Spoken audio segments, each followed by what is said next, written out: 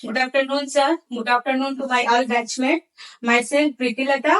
Today is my presentation and my topic is physiological changes in pregnant women.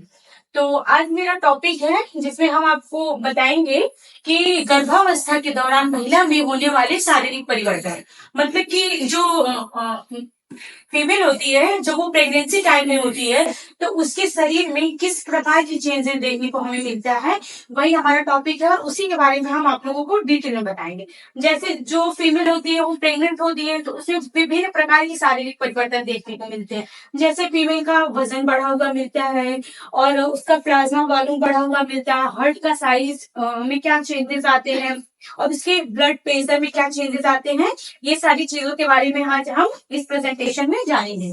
तो हम start करते हैं कि फीमेल का जो प्लाज्मा वॉल्यूम होता है प्रेगनेंसी टाइम में, जो फीमेल होती है उसका प्लाज्मा वॉल्यूम जो होता है वो बढ़ा हुआ होता है, जिसकी वजह से उसे फिजियोलॉजिकल एनीमिया भी हो जाता है। फिर उसके बाद जो सेकंड है हार्ट साइज, जो प्रेग्नेंट वुमेन होगी उसका जो हार्ट साइज होता है वो बढ़ा हुआ होता है।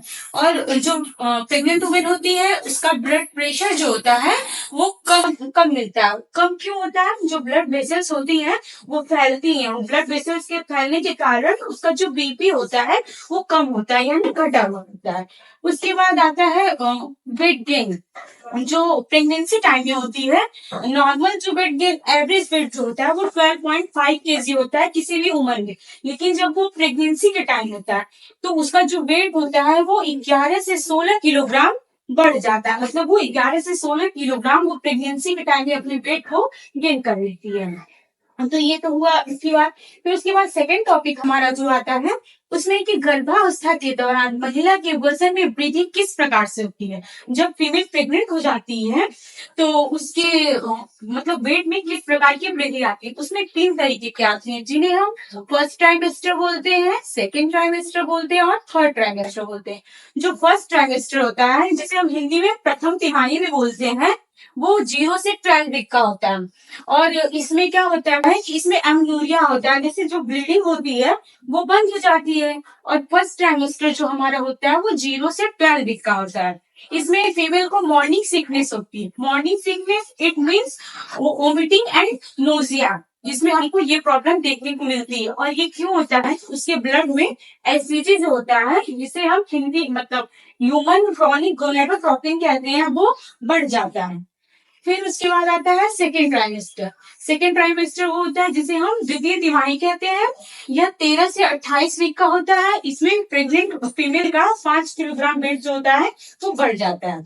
फिर उसके बाद थर्ड ट्राइमेस्टर आता है जो कि 29 से 40 वीक का होता है और इसमें भी फीमेल का वेट जो होता है वो 5 किलोग्राम बढ़ जाता है। फिर उसके बाद हम बात करते हैं कि गर्भावस्था के दौरान महिला के वजन में जो वृद्धि होती है उसका डिस्ट्रीब्यूशन हम किस टाइप से करते हैं। तो उसका डिस्ट्रीब्यूशन हम करते हैं, जैसे उसका यूट्रस जो होगा उसमें वृद्धि हो जाएगी तो यूट्रस उसका 1 किलोग्राम का होता है। फीटस जो होगा 3 किलोग्राम का होगा। प्लेसेंटा जो होगा वो 0.5 kg का होगा और प्लाज्मा 1.6 किलोग्राम का। और प्रोटीन और फैट जो होगी वो 3.4 kg होगी। और एमनियोटिक फ्लूइड 800 ग्राम और ब्रेस्ट जो होगा वो 0.4 से 0.5 kg होगा। फिर उसके बाद आता है हमारा क्यूटेनियस चेंजेस किसे कहते हैं। क्यूटेनियस चेंजेस वो होता है जो प्रेग्नेंट वुमेन होती है उसकी स्किन में जो चेंजेस आता है उसे हम क्यूटेनियस चेंजेस कहते हैं। और ये चेंजेस क्यों होता है? जैसे जो भी प्रेग्नेंट वुमेन रहेगी उसकी जो स्किन होती है उसमें विभिन्न प्रकार के बदलाव आता है, जिसे हम क्यूटेनियस चेंजेस के नाम से भी जानते हैं। फिर इसे क्यूटेनियस चेंजेस को लीनिया निग्रा जो होता है वो डिसाइड करता है।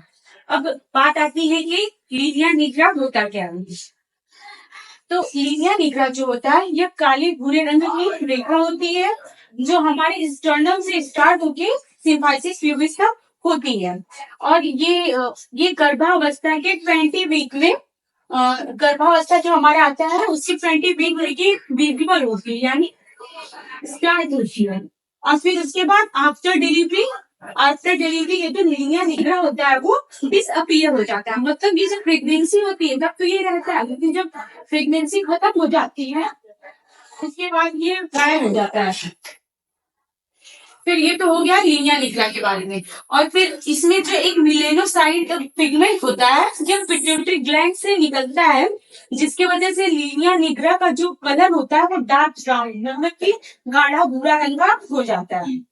अब उसके बाद आता है कि स्टेराइड ग्रेविडेरम किसे कहते हैं। स्टेराइड ग्रेविडेरम वो होता है जब स्किन हमारी फैलने लगती है या फिर चौड़ी होने लगती है तो उसका कलर मतलब पिंक कलर की एक लाइन बनने लगती है जिसे हम स्टेराइड ग्रेविडेरम कहते हैं।